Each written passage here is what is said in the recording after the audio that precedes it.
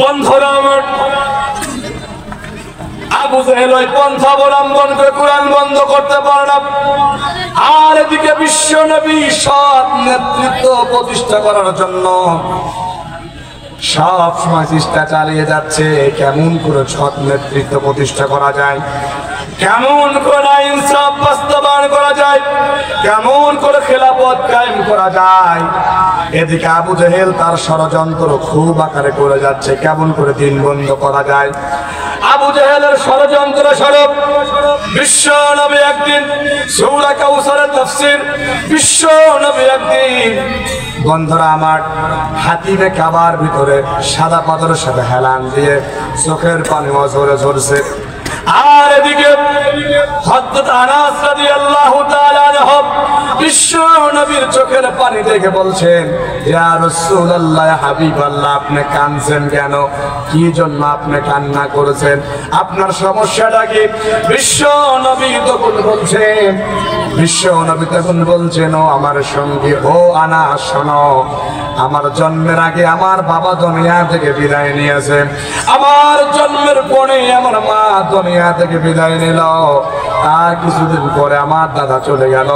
দুনিয়ায় যিনি আমাকে ছায়া দিয়ে রাখতেন, শেল্টার দিয়ে রাখতেন, যার জন্য কেউ আমাকে কিছু বলতে পারতেন না, আমার সেই চাচা আবু তালিব কয়েক বছর পরে সেও মারা গেলেন।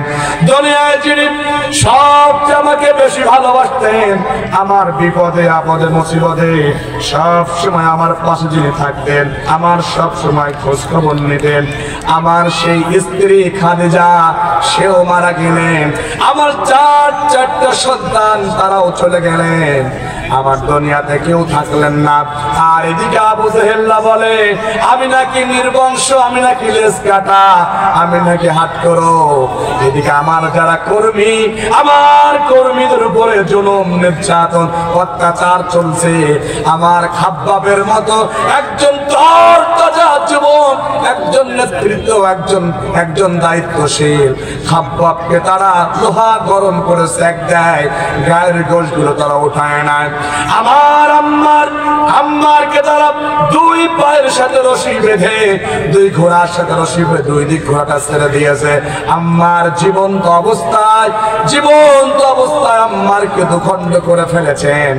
আমার সুমাইয়াকে তারা লজ্জাস্থানে বল্লভের ঘন ধর্ষণ করে মেরে ফেলেছে। আমার বিলাল, এই বিলাল কালেমা পড়ার জন্য আমার বিলালের উপর কি জুলুম নির্যাতন গুলো চলছে, কি অত্যাচার গুলা চলছে। এই বিলাল তার বোনে উমাইয়া বিলালের বুকের উপরে চিৎ করায় শোয়ায়, তার বুকের উপরে পাথর দিয়ে গলার উপরে পা দিয়ে বলছে, কালেমা সার দিন সার, রাসূলের আদর্শ সার, আমি কথা বলতে পারি না। আমার বিলাল উমাইয়া যখন দেখে ঠোঁট নড়ায়, উমাইয়া চিন্তা করলো হয়তো ঠোঁট নড়াচ্ছে, সে হয়তো কালেমা ছেড়ে দিয়েছে। উমাইয়া যখন এই কানটা যখন ওই তার মুখের কাছে লাগায়, মুখের কাছে লাগানোর পরে বলে, ওরে বাটপার উমাইয়া, আমি যে কালেমা দ্বীন ইসলাম বুঝেছি, এটার ভিতরে যে শান্তি মজা, যে মধু পেয়েছি, আমার জীবন চলে যাবে, আমি শেষ হয়ে যাব। এই যে এক ফোঁটা রক্ত থাকতে তোদের মতো জুলুম অত্যাচার, তোদের মতো শয়তানের কাছে আমি বিলাল মাথা নত করব না। কথা কন ঠিক কিনা? বিলাল যখন এই কথা বললেন, আবার অত্যাচার জুলুম শুরু হয়ে গেল। ইতিহাস বলে তাফসীরকাররা বলেছেন, এই বিলাল কেমন উত্তপ্ত মরুভূমি বাড়ির উপরে রেখে দেওয়া হয়েছে, যে বাড়ি এত প্রচন্ড গরম ছিল, যদি কোনো গোশ ওই বালির উপরে রেখে দেওয়া যেত, 2-1 মিনিটের ভিতরে গোশটা সিদ্ধ হয়ে খাওয়ার মতো উপনীত হয়ে যেত। বন্ধু, ওইটার উপরে বিলালকে শোয়ায় চিৎ করে রাখতো, এই বিলালকে চিৎ করে শোয়ায় রাখতো, গোশগুলো নরম হয়ে যেত, হাত দিলে টান দিলে গোশগুলো খুলে যেত। আর বিলাল তখন চোখের পানি ঝরাতো আর মুখে মুস্কি হাসি দিত। ও মায়া করে বিলাল, তোর গোশগুলা নরম হয়ে শরীর থেকে টান দিলে খুলে যায়, চোখ দিয়ে পানি পড়ে, মুখে এত হাসি হাসিস কেন? বিলাল কয় উমাইয়া রে, যত জুলুম দিচ্ছি, যত অত্যাচার জুলুম কষ্ট দিচ্ছি, আল্লাহর জান্নাতের শুকরান তত আমার নাকে তত দ্রুত গতিতে আসছে। বলেন সুবহানাল্লাহ। তার মানে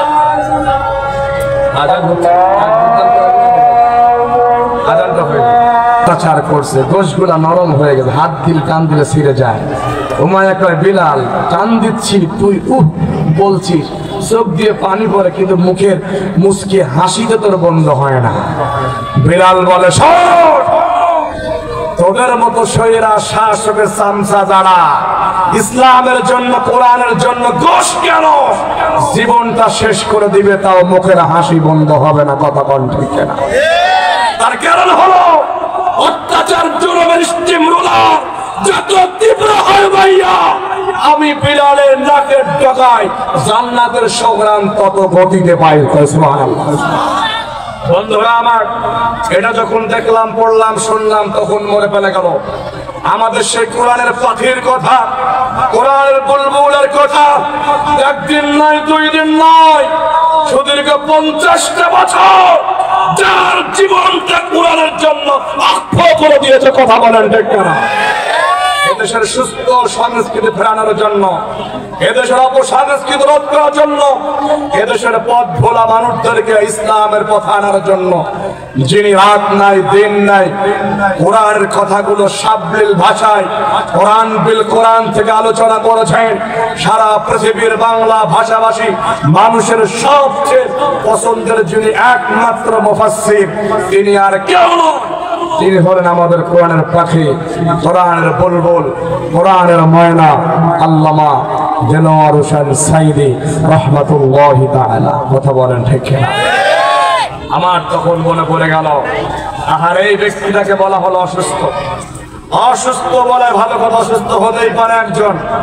অসুস্থ ব্যক্তিকে যখন নিয়ে যাওয়া হলো, গাড়ি থেকে যখন নামানো হলো, তাদেরই দায়িত্বপ্রাপ্ত 2 জন প্রশাসনের কাঁধে যখন হাতটা দিলেন, আমরা অনেকেই ভাঙা হাড়ে দাঁড়াইতে পারে না, কি কষ্ট হচ্ছে।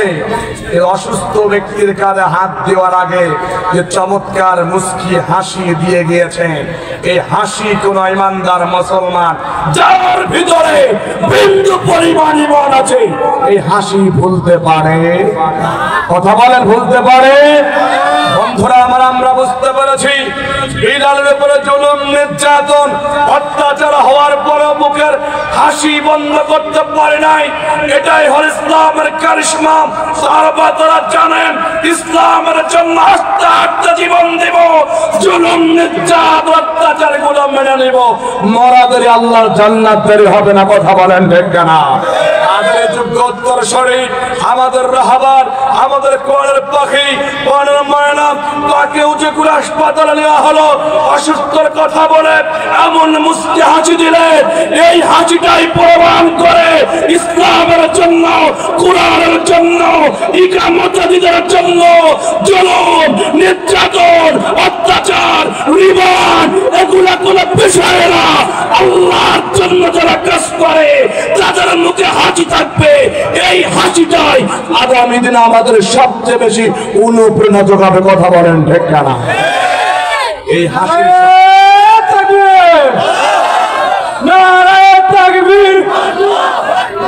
ইসলামের শত্রুরা, ইসলামের শত্রুরা হুঁশিয়ার সাবধান। বন্ধুরা আমার, এই হাসি থেকে আমাদেরকেও শপথ দিতে হবে। তারা হয়তো মনে করেছে একজনকে শেষ করে দিয়ে হয়তো দেশ আলেম শূন্য করে ফেলবে না। আমরা তারা হাসির ভিতরে এমন কিছু পেয়েছি, সেটা হলো কোরআনের জন্য, ইকামতের দিনের জন্য। যদি জালিমরা কষ্ট দেয়, একদিন নয়, 2 দিন নয়, দিনের পর দিন, সপ্তাহের পর সপ্তাহ, মাসের পর মাস, বছরের পর বছর জেলখানায় রাখে, ফাঁসির কাছে ঝোলায়, ইমানদার আল্লাহ ব্যক্তির মুখ থেকে হাসি বন্ধ করা যায় না। তাদের জন্যই জান্নাত। ওই হাসিকে পুঁজি করে আগামী দিন তাদের রেখে যাওয়া কাজ বাংলার জমিনে আঞ্জাম দিয়ে এদেশকে কোরআনের শাসন কায়েম করতে চায়। এই কায়েম করার জন্য ময়দানে ঝাঁপিয়ে পড়বেন। আল্লাহকে হাত করে দেখো। নারায়ে তাকবীর, নারায়ে তাকবীর। আল কোরআনের আলো ঘরে ঘরে জালো, ইসলামের চিত্ররা হুঁশিয়ার সাবধান। নারায়ে তাকবীর। আল্লাহ তাআলা আমাদের কবুল করুন, আল্লাহুম্মা আমিন। ভাই কষ্ট নিয়েছেন, খারাপ লেগেছে, কথা বলতে হবে, ওলামায়ে কেরামের পক্ষে থাকতে হবে। আমরা হুজুররাই হলো সবচেয়ে বেশি খারাপ, কথা বল। আমি মাঝে মাঝে বলি হুজুররা কষ্ট নিয়েন না, আবার মাঝে মাঝে বলি বাংলাদেশ ইসলামী শাসন কায়েমের জন্য এত আন্দোলনের প্রয়োজন নয়, মিছিল মিটিং এর প্রয়োজন নয়। বাংলাদেশের 4 লক্ষ মসজিদ, একই দিনে জুমা, একই টাইমে জুমার খুতবা হয়, কথা কোন ঠিক কিনা? একই দিনে জমা, একই টাইমে জমার খুতবা হয়। 4 লক্ষ মসজিদের ইমাম যদি একই দিনে জমা, একই টাইমে খুতবা, ওই খুতবার জায়গা থেকে যদি বলে আলা লাহুল খালকু ওয়াল আম তাবারাকাল্লাহু রাব্বুল আলামিন, সৃষ্টি যার, আইন চলবে তার, কোন রাম বাম শয়রা শাসক স্বামীর আইন, ভাইয়ের আইন, বাবার আইন, সেগুলো আদিম চলতে পারবে না। আইন চলবে আল্লাহর, বিধান চলবে আল্লাহর, আদর্শ চলবে রাসূলের, সংবিধান চলবে কোরআনের। এই কথাগুলো প্রতি জমায় একই টাইমে খুতবার মঞ্চ থেকে উলামায়ে কেরাম যদি এক বাছাই কথা বলে, আল্লাহ আল্লাহর কসম, এই 24 সালের ভিতরে বাংলাদেশে খিলাফত, ইসলামী আন্দোলন, আল্লাহর বিধান, আল্লাহর পাল্লাবে প্রতিষ্ঠা হবে। কোন বাপের বেটার ক্ষমতা নাই এদেশ থেকে ইসলাম হটানো হটানো হটানো। কিন্তু সমস্যা আমরা ওলামায়ে কেরাম কথা বলি না, কারণ আমরা মনে করি রিজিকের মালিক রাজ্জাক না, রিজিকের মালিক দেয় জনগণ, কথা বল ঠিক কিনা? আমরা মনে করি রিজিক দেয় সভাপতি, রিজিক দেয় সেক্রেটারি, রিজিক দেয় ক্যাশিয়ার। যেহেতু আমরা যদি অন্যভাবে কথা বলি না, রিজিক বন্ধ করে দিবে, এই ভয় আছে না নাই? বলেন তো, রিজিকের মালিক কি সভাপতি, সেক্রেটারি না আল্লাহ? রিজিক কার হাতে? আল্লাহর হাতের। যে আপনি সত্যর পথে থাকতে গেলে আপনার বিপক্ষে 5 জন যাবে, এটা সত্য, কিন্তু আপনার পক্ষে 10 জন আসবে, এটাও সত্য, ঠিক কিনা? বিশ্ব নবী সত্যের পক্ষে থাকতে গিয়ে আবু জেহেলরা বিরুদ্ধে গিয়েছিল, এটা সত্য। আবু জেহেলের কর্মীগুলা ওমরের মতো একজন সাহসী, একজন বীর সৈনিক বিশ্ব নবীর কাছে চলে এসেছিলেন, এটাও সত্য, ঠিক কিনা মুসলমান? বন্ধুরা আমার, নামাজের সময় হয়ে গিয়েছে। আমি অল্প সময় আপনাদের সামনে কথা বলেছি, হয়তো কোরআন সুন্নাহ আলেমে বলতে পারি নাই, হয়তো ওদের জ্ঞান, ইলম, যোগ্যতা কোনোটাই আমার নেই। তারপরও রব্বে কারিম এখানে নিয়ে আসছেন, কণ্ঠটাও বসা, বসা কণ্ঠার উপরে এই গলা বসে গিয়েছে, কণ্ঠর সুর নেই, ভাঙা গলা নিয়ে আপনাদের সামনে যতটুকু বলেছি, আপনারা দোয়া করবেন আল্লাহ তাআলা যেন বাতিলকে ভয় পেয়ে এই কোরআন যেন কোনো সময় কোনো মুহূর্তে বন্ধ করে না দিই।